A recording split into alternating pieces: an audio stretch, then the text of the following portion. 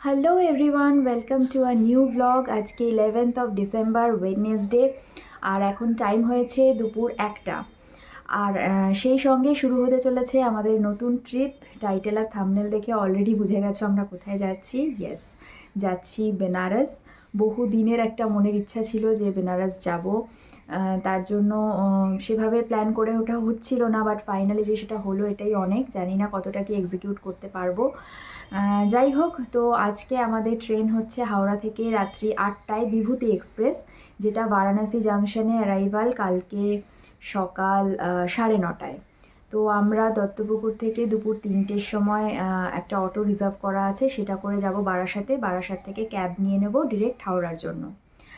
আর একটা কথা যেটা হচ্ছে, এই ট্রিপটা আমাদের কাছে একটু বেশি স্পেশাল, কারণ এই ট্রিপে আমার আর সৌরভের সাথে যাচ্ছে হচ্ছে আমার মা এবং আমার শাশুড়ি মা। মানে দুই মাকে নিয়ে আমরা মহাদেবের দর্শন করার জন্য যাচ্ছি। তাই জন্য এক্সাইটমেন্ট তো অবশ্যই আছে, কিন্তু তার সঙ্গে যেটা আছে সেটা হলো একটু নার্ভাসনেস। কারণ কি বলতো, দুজন বয়স্ক মানুষকে নিয়ে এতটা ট্রাভেল করা, কীরকম কী সুবিধা অসুবিধা হবে, শরীর কতটা পারমিট করবে, এগুলো একটু মাথার মধ্যে রয়েছে। কিন্তু আমরা হোপফুল যে সব কিছু ঠিকঠাক থাকবে আর আমরা ট্রিপটা খুব ভালোভাবে শেষ করতে পারবো মহাদেবের আশীর্বাদে। তো দেখা যাক কতটা কীভাবে আমরা এক্সিকিউট করি। আর ট্যুর প্ল্যান তো প্রতিদিনেরটা তোমরা ভিডিওর মাধ্যমে দেখতেই পাবে, কোথায় যাচ্ছি, কি করছি, কোথায় থাকছি। তো তার জন্য ভিডিওটা অবশ্যই দেখতে থাকো। এখনও আমাদের লাঞ্চ হয়নি, সব রেডি করা আছে, জাস্ট লাঞ্চটা করব, তারপরে রেডি হয়ে যাব। আর ব্যাগপত্র অলমোস্ট লাগেজ প্যাকিং কমপ্লিট হয়ে গেছে, ওই লাস্ট মিনিট যেটুকু বাকি আছে সেটুকু করে নেব। আর মাদেরকে কতটা কি আমি ব্লগে আনতে পারবো আমি জানি না, বিকজ ফার্স্ট টাইম ওনারা ব্লগে কতটা কমফোর্টেবল হবে। তো যাই হোক, সব মিলিয়ে আমি একটা সুন্দর ফ্যামিলি ব্লগ প্রেজেন্ট করার চেষ্টা করব। এই হচ্ছে আমাদের লাগেজের কন্ডিশন। এই একটা রাকস্যাক সৌরভের, এই ট্রলিটা আমার, আর এইটা দুটো ছোট হ্যান্ডব্যাগ রয়েছে, ব্যাস এইটুকুই।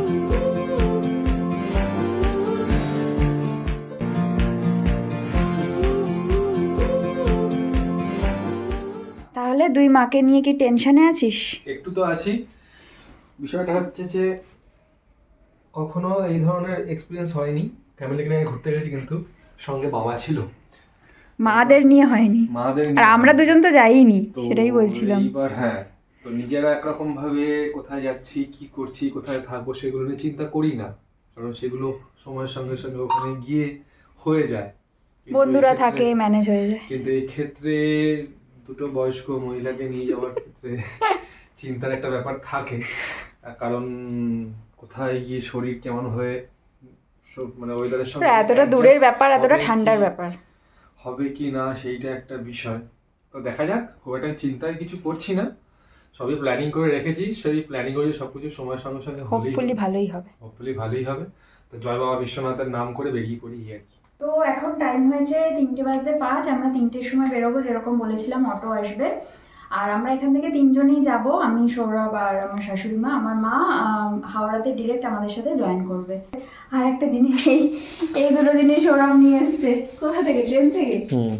ট্রেন থেকে নিয়ে এসছে আমাদের নিয়ে যাওয়ার জন্য। তো আমরা আপাতত এইসবই নিয়ে যাচ্ছি, তারপর রাত্রে ডিনার তো কিছু একটা ম্যানেজ করে নেবো। শুরু হয়ে গেল আমাদের জার্নি। দত্তপুকুর থেকে আমরা অটোয় উঠে পড়েছি আর সবাই মিলে চলেছি বারাসাতের পথে। বারাসাতে পৌঁছে আমরা ক্যাবও পেয়ে গেছি, কোনো অসুবিধা হয়নি, খুব তাড়াতাড়ি পেয়ে গেছি।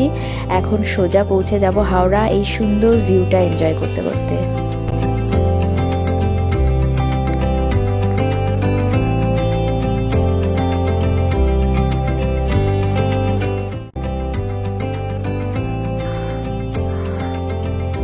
ঘড়িতে সময় 5:30 আর আমরা হাওড়া স্টেশনে পৌঁছে গেছি। প্রতিবারই যখন এই হাওড়া ব্রিজটার ওপর দিয়ে যাই মনের মধ্যে একটা অদ্ভুত আনন্দ কাজ করে, বিশেষ করে সেটা যদি ঘুরতে যাওয়ার সময় হয় তাহলে তো আরও বেশি।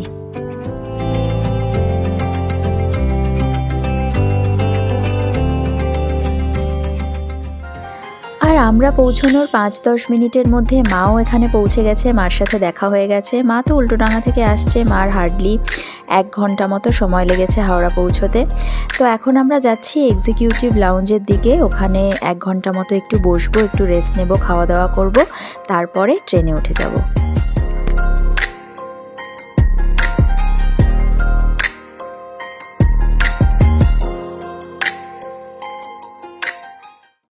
এই যে আমরা সবাই এখানে মিট করে নিয়েছি। এই হচ্ছে আমার শাশুড়ি মা, হাই বলো। আর এই হচ্ছে মা। মা তো ব্লগ দেখে দেখে মানে বুঝে গেছে কোথায় কি বলতে হবে। তাহলে বলো, একটু জোরে বলো। হাওড়া অবধি এসে কেমন লাগলো? এখন অবধি ঠিকঠাক আছে, বাড়ি থেকে ঠিক বেরিয়ে হাওড়া জার্নি কমফোর্টেবল ছিল? হ্যাঁ, জার্নি কমপ্লিট। আর এই মা তো খালি ঘুমিয়েছে গাড়িতে, পেয়ে গেছি তাড়াতাড়ি, রাতের ঘুমটা এখনই ঘুমিয়ে নিয়েছে। ট্যাক্সি পেয়ে গেছি। এখন অবধি সব ঠিকঠাক আছে? আর তোর টেনশনটা কি কমেছে? ট্রেনে ওঠানোর পর টেনশন এখনই ঝিমাচ্ছে সবাই। এখন টাইম হয়েছে 6:10। আমরা ওই তুমি এইটাই বসো না, 6টার মধ্যেই হাওড়া স্টেশনে পৌঁছে গেছি। এখন একটু এক্সিকিউটিভ লাউঞ্জে বসে আছি। এখানে তো এই টিকিট অনুযায়ী পার পার্সনের 50 রুপিস করে চার্জ পার আওয়ারে। তো আমাদের 4 জনের 200 টাকা করে নিল। এখন 1 ঘন্টাই বসবো, 7টার সময় বেরিয়ে যাব, তারপর ডিনারটা প্যাক করতে হবে, তারপরে ট্রেনে উঠে যাব একদম। আর আমাদের জার্নিটাও বেশ কমফোর্টেবল ছিল। বারাসাত থেকে সুন্দর ক্যাবে করে এখানে একদম পৌঁছে গেছি, কোনো অসুবিধা হয়নি। একটু ট্রাফিক ছিল, সেটুকু তো হবেই, তাও একদম যেরকম টাইমে ভেবেছি সেরকমই পৌঁছে গেছি। লাউঞ্জের ভেতরে স্ন্যাক্সের জন্য অনেক রকম আইটেমস রয়েছে, পেস্ট্রিজ থেকে শুরু করে প্যাটিস, এছাড়া ফুড কোর্ট তো আছেই। আমরা আমাদের জন্য নিয়ে নিয়েছি পেস্ট্রি, বার্গার, কাটলেট, স্যান্ডউইচ, এগুলো আমাদের সন্ধেবেলার স্ন্যাক্স। এছাড়া ফুড কোর্ট থেকে আমরা রাতের ডিনারটাও প্যাক করে নেব।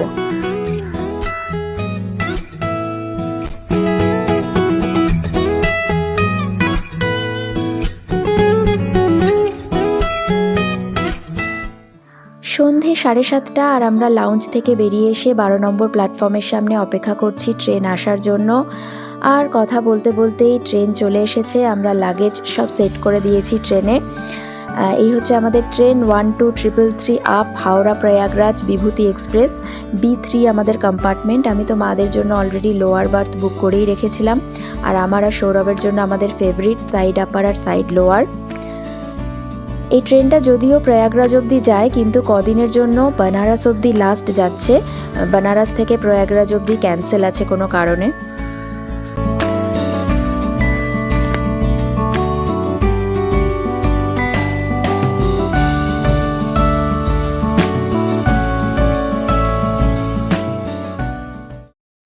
এখন 1:30 বাজছে, কতটা শোনা যাবে জানি না, ট্রেনের খুব আওয়াজে। আর 8টার সময় আমাদের ট্রেন ছেড়ে দিয়েছে, একদম কারেক্ট টাইমে। এখন ওই ডানকুনি ক্রস করে কামারপুকুরের কাছাকাছি আছে। একটু পরে আমরা ডিনারটা করে নেবো, যেটা প্যাক করে নিয়ে এসেছি। এই হচ্ছে আমাদের আজকের ডিনার। সৌরভ আর আমার শাশুড়ি মায়ের জন্য রয়েছে ভেজ ফ্রাইড রাইস, আর আমি নিয়েছিলাম এগ বিরিয়ানি। বিরিয়ানির সঙ্গে দিয়েছে স্যালাড আর রায়তা।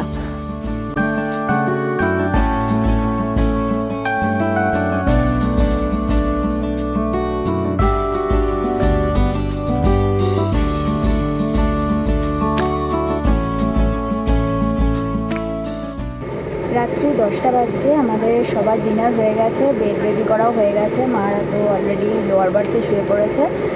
আর এখন পানাগড় স্টপেজ দিয়েছে। তো কালকে তো সকালে আমাদের 9:30 অ্যারাইভাল, যতদূর দেখছি যে কারেক্ট টাইমেই অ্যারাইভাল হয়। এরপর তো দেখা যাক কী হয়। এখন শুয়ে পড়বো, কারণ কালকে থেকে লং ট্রিপ শুরু হতে যাচ্ছে। তাই আজকের মতো ব্লগটা এখানে এন্ড করছি। Good night. The next day.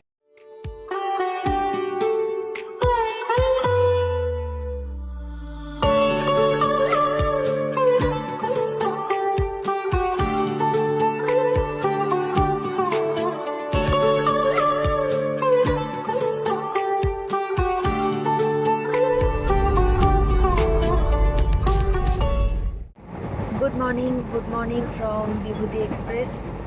আজকে 12th অফ ডিসেম্বর। এখন ভোর 6:30 বাজছে। আমরা অনেকক্ষণ আগেই ঘুম থেকে উঠে পড়েছি, সবাই মোটামুটি উঠে পড়েছি, সৌরভ একমাত্র ঘুমাচ্ছে। তো 6:40 নাগাদ ট্রেন বক্সার ঢুকবে। ওই 20-25 মিনিট মতো লেট চলছে, বাট মোগলসরাই থেকে তো কারেক্ট টাইমই দেখাচ্ছে 8:20-তে মোগলসরাই, আর বারাণসীতেও 9:30টাই দেখাচ্ছে এখনও অবধি। জানি না এরপরে কতটা কি ম্যানেজ করবে। তো এই ভোরবেলা বেশ ঠান্ডাও লাগছে, এসিতে তো ঠান্ডা লাগছে, বাইরেও মনে হয় বেশ ঠান্ডা, লোকজন মানে রীতিমতো একদম ঠান্ডার পোশাক পরে ঘুরছে। বেশ কুয়াশা আছে, বাইরেটা কুয়াশার জন্য কিছুই প্রায় দেখা যাচ্ছে না। তো যাই হোক, এখন এই ভোরের ভিউটা এনজয় করি, এরপরে ফ্রেশ হয়ে নিয়ে চায়ের খোঁজ করতে হবে সবার আগে। ওমা good morning. Morning. Good morning. ঘুম হয়েছে? হ্যাঁ, ঠান্ডা ঠকঠক করে কাঁপছে। ঘুমাইনি, আমি আলগা আলগা ঘুমিয়েছি, অল্প অল্প। সব রেডি নামবে বলে, সবে 7টা বাজে, আমরা 9:30টায় নামবো, এখন সব রেডি হয়ে বসে আছে নামবে বলে। আমি ready। চা লাগবে? চা চা লাগবে? মার লাগবে না? দেখছি। দুধ চা না লিকার চা? চা খেলে লিকার। আচ্ছা, দেখা যাক চা কখন আসে। চা কখন কি সুন্দর লাগছে সত্যি, হেভি লাগছে কিন্তু। সানরাইজ দেখার মজাই আলাদা। ঘুমের মতো। ওয়াও, দারুণ লাগছে সানরাইজটা। Hello, good morning. বাজে ট্রেনে আর আসবো না। এই রিভিউ সারা রাত্রি নাক ডেকে ঘুমানোর পর। বাথরুমের ধারে সিট পড়েছে, পায়ের মধ্যে সেই- একদম বাড়ি মেরে চলে যাচ্ছিল। সিটটা তো কারোর হাতে নেই না, ওটা তো অ্যালগোরিদমের ব্যাপার। এক্সপিরিয়েন্স ভালো ভালো না। ব্যাপারটা হচ্ছে 3AC-টা আর 3AC নেই এখন, এটাই হচ্ছে সমস্যা ট্রেনের। ট্রেন টাইমে পৌঁছে দেবে। সানরাইজটা কেমন লাগছে? ভালো লাগছে, উঠে পড়ছে। সানডে তো সবসময় খুবই ভালো লাগে, কিন্তু প্রতিদিন তুই দেখতে পাস না। প্রায় দিনই দেখতে পাই। এই হচ্ছে সুন্দর সানরাইজ হচ্ছে এখানে, মানে সানরাইজ অনেকক্ষণ আগেই হয়ে গেছে। যাই হোক, এখন ভিউটা দেখতে বেশ ভালো লাগছে। দুঃখের বিষয় সৌরভ এখানে চা পায়নি, কারণ এখানে আর লিকার চা পাওয়া যায় না, শুধু দুধ চা। মারা সব দুধ চা খেয়েছে, কিন্তু সৌরভ এখনো লিকার চা খুঁজে পায়নি। ভালো লাগছে আমার আজকের আউটফিট, ট্রেনের আউটফিট। কেন চাদরটা দিয়েছে, আমি কেন ইউটিলাইজ করবো না? একটা লাল লাল এটা ও বাবা, আবার ট্রেনে লাল চাদর দিতে হবে, রেলওয়েকে চিঠি লিখতে হবে। এই মোড়, এটা সবাই রেডি কিন্তু সেজে গুজে। সাদা চাদর। ভালো লাগছে, হ্যাপি এনজয় করছি। আমরা এখন ব্রেকফাস্টের জন্য ট্রেন থেকে কিছু খাবার নিয়ে নিয়েছি, যেহেতু ট্রেনে প্যান্ট্রি কার নেই না, তো যা খাবার এমনি উঠছিল সেগুলোই নিয়েছি। এখানে নিয়েছি 1 প্লেট আলু পরাঠা, এর মধ্যে এই যে 2 পিস করে আলু পরাঠা আছে, আর এটা কি আছে, এটা সস টাইপের আছে, আর এখানে কি আছে, একটু তরকারি মতো কিছু একটা আছে। আর এখানে নিয়েছি 1 প্লেট হচ্ছে ইডলি, ইডলিতে রয়েছে 4টে ইডলি, এখানে সাম্বার চাটনি রয়েছে। এই আলু পরাঠা 2 প্লেট নিয়েছি, মা ওখানে খাচ্ছে আলু পরাঠা। 8:30 বাজছে এখন, আর আমরা মোগলসরাই ক্রস করলাম জাস্ট। এই যে এই লাইনটা চলে যাচ্ছে না, এইটা হচ্ছে কানপুর দিল্লির লাইন চলে যাচ্ছে মোগলসরাই থেকে, আর আমরা যাচ্ছি, এটা মেন লাইন, আর আমরা চলে যাচ্ছি গোরখপুর হয়ে বারাণসীর দিকে। তো এই লাইনটাতেও গেছিলাম যখন রাজধানীতে গেছিলাম, দিল্লি হয়ে যখন হরিদ্বারের ট্যুর ছিল, তখন এই লাইনে গেছিলাম। তো আর এই বারাণসীর লাইনটা এই প্রথমবার।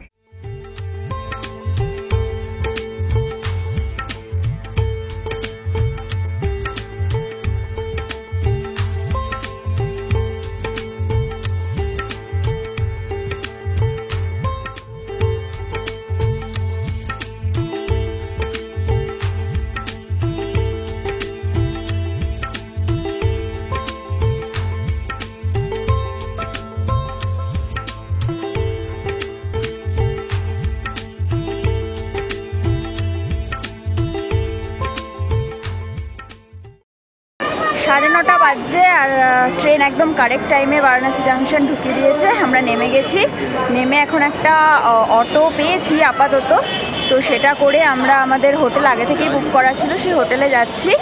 এখানে বেশ ঠান্ডা আছে, কিন্তু মানে ঠান্ডাটা আমাদের ওখানকার মতো একদমই নয়, কলকাতার মতো। বেশ পাহাড়ি পাহাড়ি একটা ঠান্ডা আছে, রোদও আছে সাথে, খুব সুন্দর ওয়েদার। আপাতত হোটেলে যাই, চেক ইন করি।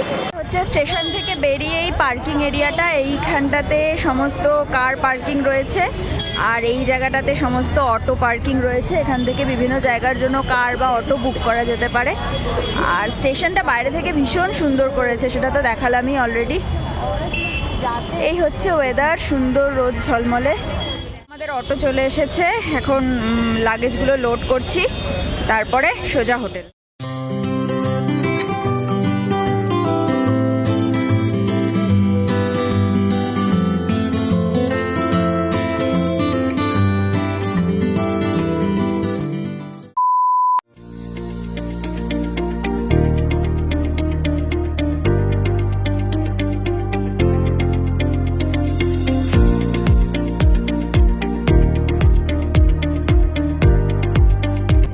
হোটেল, এই সিঁড়ি দিয়ে উঠে এখানে এই রুমটা হচ্ছে মাদের রুম 103, আর এদিক থেকে গিয়ে এইটা হচ্ছে আমাদের রুম 104।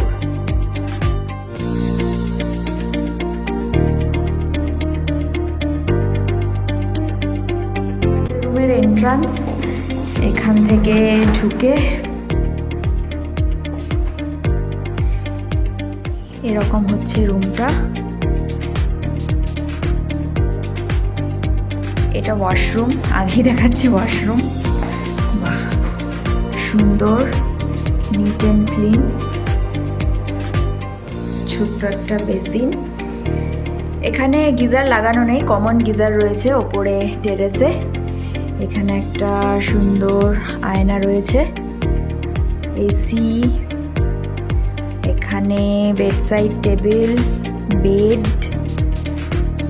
এখানে একটা উইন্ডো আছে, উইন্ডোর পাশে, ও আচ্ছা, উইন্ডোর পাশে এরকম ব্যাক সাইডের একটা ভিউ।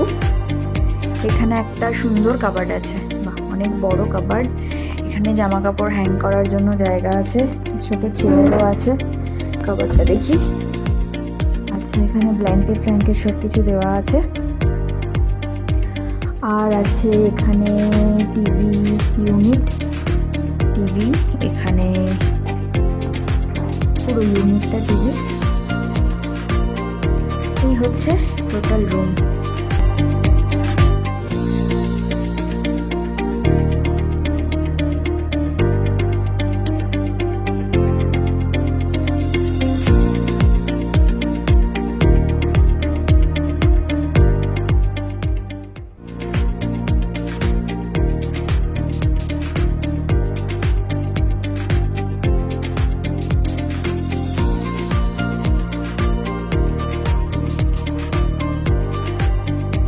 অলরাইট, তো এখন বাজে 10:30 আর আমরা হোটেলে চেক ইন করে গেছি, মানে রুম তো নিয়ে নিয়েছে। এখন সৌরভ গেছে চেক ইনের প্রসিডিওরগুলো কমপ্লিট করার জন্য। মারাও রুমে ফ্রেশ হচ্ছে, আমরাও এখন ফ্রেশ হব। আর আমাদের হোটেলটা তো আমরা আগে থেকেই বুকিং করে এসেছিলাম, অনলাইনে বুকিং করিনি, মানে যেভাবে আমরা করি নর্মালি হোটেলের সাথে রিসেপশনের সাথে কথা বলে সেভাবেই বুক করেছি। আমাদের হোটেলটার নাম হচ্ছে RSP গেস্ট হাউস। তো এই হোটেলটা স্টেশন থেকে অনেকটাই দূর আছে, মোটামুটি 15 মিনিটস তো লাগলো অটোতে। বাট এটা ঘাটের খুব কাছেও না, আবার বিশাল কিছু দূরেও না। এখান থেকে ঘাট মোটামুটি 700-800 মিটার মতো হবে, একটু হাঁটতে হবে, বা মারা যদি হাঁটতে না পারে হয়তো একটু অটো করেও নিয়ে যেতে হতে পারে, সেটা দেখা যাক। কিন্তু মেন রাস্তার প্রায় ওপরেই একটা একটু ছোট ভেতরের দিকে ঢুকতে হবে। খুব ছোট গেস্ট হাউস, কিন্তু ভীষণ সুন্দর। দুটো রুমই ভীষণ নিট অ্যান্ড ক্লিন, সুন্দরভাবে ডেকোরেট করা, মানে পরিষ্কার পরিচ্ছন্ন। আর স্টাফরা তো এখনও পর্যন্ত বেশ ফ্রেন্ডলি মনে হলো। দেখা যাক, এই জায়গাটা আমাদের আগামী 3 রাতের জন্য ঠিকানা হতে চলেছে। 3টে রাত আমরা এখানে বারাণসীতে থাকছি আর 3টে রাত এখানেই থাকবো। তো আমার তো বেশ পছন্দ হয়েছে জায়গাটা। এরপরে দেখা যাক। এরপরে আজকে আমাদের প্ল্যান এখনও সেভাবে কিছু প্ল্যান করে উঠিনি, আস্তে আস্তে দেখা যাক কী করা যায়। প্ল্যান এজন্যই করিনি কারণ এবারে যেহেতু মায়েরা সঙ্গে আছে না, বেশি হেকটিক কিছু শিডিউল রাখছি না, একদম হালকা রিল্যাক্সের ওপর ঘোরাফেরা করব, যতটা মাদের শরীর পারমিট করবে ততটা। তাই জন্য এখন তো সবাই স্নান টান করে, আমাদের ব্রেকফাস্ট তো অলরেডি ট্রেনে হয়েই গেছে, আর কেউ কিছু এখন খাবে না, এখন স্নান করে একদম ফ্রেশ হয়ে যাব, তারপরে আস্তে আস্তে আমরা বেরোবো। বেরিয়ে লাঞ্চ তো করব, তারপরে আজকে যেটা ইচ্ছা আছে সেটা হচ্ছে সন্ধেবেলা দশাশ্বমেধ ঘাটে যাওয়া, আর সেখানকার যে ফেমাস আরতি দশাশ্বমেধ ঘাটের গঙ্গা আরতি সেইটা দেখার। তো সেটা মোটামুটি 6টা সাড়ে 6টা নাগাদই হয় শুনেছি, তবু একবার লোকালদের কাছ থেকে একটু খবর নিয়ে নেবো। তারপর আর সেখানে যেহেতু প্রচণ্ড ভিড় হয় না সন্ধ্যেবেলায় আরতির সময়, তাই জন্য একটু আগে থেকে গিয়ে একটু সিট বা লাইন এরকম কিছু রাখতে হবে, তাই আমরা বেশ খানিকটা আগেই সেখানে চলে যাওয়ার চেষ্টা করব। তো এটাই আজকের মেজর প্ল্যান রয়েছে। তারপর যেহেতু কালকে আমরা কাশী বিশ্বনাথ মন্দিরে পুজো দেওয়ার কথা ভাবছি, তাই জন্য একটু মন্দিরে গিয়েও খোঁজখবর করব। তো এইটুকুই ভেবেছি, এরপর কোথায় কী কীরকম হয় সেটা দেখা যাক।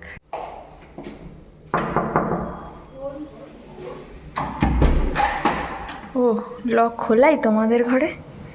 দাঁড়া, এটা হচ্ছে মাদের রুম, আবার দেখাই। একই রকম রুমটা, এখানে বেড সাইড টেবিল সেমই, এখানে ওয়াশরুম, এখানে ওয়ার্ড্রপ, আর এই যে এনারা দুজন সেজেগুজে বসে আছে, আমরা এখনো রেডি হতে পারিনি। রুম কেমন লাগছে? ভালো? হ্যাঁ, বাথরুমটা দেখি। বাথরুমটা হচ্ছে সব থেকে ইম্পর্টেন্ট। এই তো, ও আমাদের মতোই পুরো সেম। হ্যাঁ, একজনের লুক দেখো, বেনারসে এসে লুক মানে সেই পর্যায়ে চলে গেছে। দাঁড়া, একটু ভালো করে দেখা, একটু দূরে যা। এ কি দেখানোর কি আছে? আরে এই হচ্ছে লুক, ফর্মাল না সেমি ফর্মাল জানি না, বাট যাই হোক, এই শার্টটা কবেকার, 2-3 বছর আগেকার হবে, বাবা বিশ্বনাথের কাছে এসে উদ্বোধন হলো। তাহলে এখন আমরা কোথায় যাচ্ছি? এখন আমরা প্রথমে যাব অন্নপূর্ণা মন্দিরে, সেখানে পংক্তি ভোজনটা কেমন হয়, কি কোয়ালিটিটা সেগুলো দেখে নেব, যদি মনে হয় খাওয়ার মতো তাহলে এখানে বসে খেয়ে নেব। সেখান থেকে আমরা দশাশ্বমেধ ঘাটের দিকে যাব, সেখানে বসে থাকবো বা 2-3টে ঘাট আশেপাশে দেখবো, সবকটা ঘাটে তো কাছাকাছি মোটামুটি। আর আমাদের প্ল্যানিং হচ্ছে ওইখানে বসে থেকে একেবারে সন্ধ্যা আরতিটা দশাশ্বমেধ ঘাটে দেখে প্ল্যানিংটা পরে, সেটা এখন দেখা যাবে। আমার হচ্ছে এটা ডে 1-এর লুক কিছুই না, যাই হোক আমি ভেবেছি এই পুরো ট্রিপটা পুরো এথনিকের ওপর রাখবো, সেই জন্য যাই হোক বাইরে ঠান্ডা আছে, একটা সোয়েটার বা কিছু নিতে হবে, ব্যাগে নিয়ে নিয়েছি, পরে সেটা পরবো। আর যে অন্নপূর্ণা মন্দিরটা আমরা যাচ্ছি সেটা তো ম্যাপে দেখলাম ওই 10 মিনিট মতো দেখাচ্ছে, এখান থেকে অটো বা টোটো কিছু একটা করতে হবে আমাদের, কারণ মারা হেঁটে যেতে পারবে না। তো চলো বেরোনো যাক, সবাই রেডি। আমরা বেরিয়ে তো গেছি, কিন্তু ব্যাপার হচ্ছে এখান থেকে ঘাটের ডিস্টেন্স একটু আছে, যতটা মারা হাঁটতে পারবে কিনা জানি না, কিন্তু অটো যেটা বলছি সেটা অটো হচ্ছে দশাশ্বমেধ ঘাটে যাবে না, ওরা কেদার ঘাট অবধি যাবে, ওখানে নামিয়ে দেবে, ওখান থেকে বোট রাইড করা যেতে পারে বা ঘুরে ঘুরে অন্যান্য ঘাটগুলো দেখা যেতে পারে, কিন্তু আমরা এখন বোট রাইডটা করবো না, তাই জন্য আমরা কেদার ঘাটের জন্য অটো বা টোটো কিছুই নিইনি।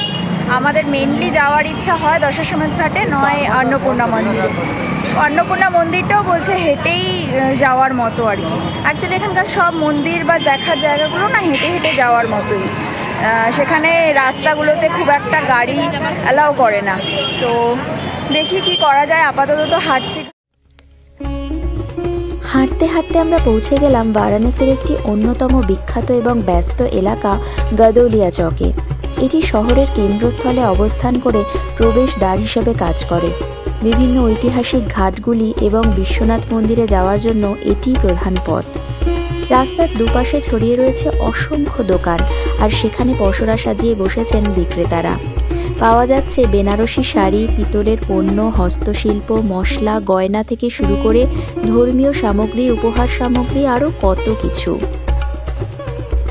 এছাড়াও গাদোলিয়া তার রাস্তায় বিক্রি হওয়া বিভিন্ন রকম খাবারের জন্যও বিশেষ পরিচিত। তার মধ্যে রয়েছে কচৌরি, বিভিন্ন রকম চাট, মাটির ভাঁড়ে পরিবেশিত লাস্সি এবং শীতকালে মিষ্টি মালাইও। ফাইনালি আমরা ডিসাইড করলাম আমরা কোনো মন্দিরে যাচ্ছি না, এখন দশাশ্বমেধ ঘাটেতেই যাচ্ছি। আর ঘাটের এই রাস্তাটা ভীষণ জমজমাট, প্রচণ্ড ভিড়ও আছে, সমস্ত দোকানপাট এখানে। আর একটু আগে আমরা গধুলিয়া চকটা ক্রস করলাম, এখানকার একটা ফেমাস পয়েন্ট।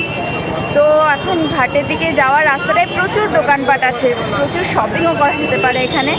সবই আস্তে আস্তে দেখবো। এখন